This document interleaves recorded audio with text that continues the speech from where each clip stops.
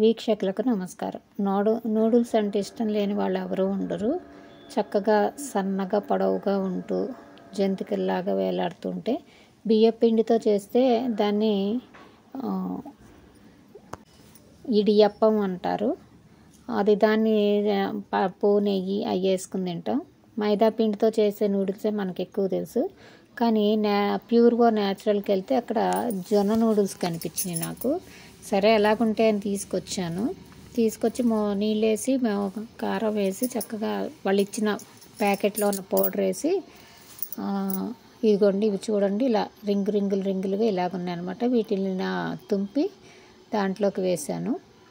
నీళ్ళల్లో వేసి ఫుల్గా మూత పెట్టేస్తే పొంగినాయి అనమాట. ఎందుకంటే మైదా పిండి తొందరగా ఉడుకుతుంది, జొన్న తొందరగా ఉడకదు కదా, అందుకని మూత వేసి పెట్టాను. నిండుగా మూత వేసేటప్పుడు నీళ్ళన్నీ పొంగి కింద పడిపోయినాయి. కొద్దిగా గాలికి తీసి పెట్టి ఎక్కువసేపే ఉడికాను. మామూలు నూడిల్స్ 5-10 నిమిషాల్లో అయితే ఇది ఒక పావు గంట 20 నిమిషాలు పట్టిందనమాట ఉడకడానికి. అయినా మళ్ళీ మెత్తగా ఉంటుందో లేదో అని చూసి అరగంట వరకు చక్కగా ఉడికించాను. వెజిటేబుల్స్ ముక్కలు అవి వేస్తే బాగుండేవి. ఫస్ట్ టైం కాబట్టి ఇదే వేసాను. జొన్న పిండితో తయారు చేశారు కాబట్టి మనకి హెల్త్కి ఎటువంటి ప్రాబ్లం ఉండదు. కాకపోతే మామూలు నూడిల్స్ సన్నగా నాజుగ్గా ఉంటే కొద్దిగా ఇది లావుగా ఉన్నాయి.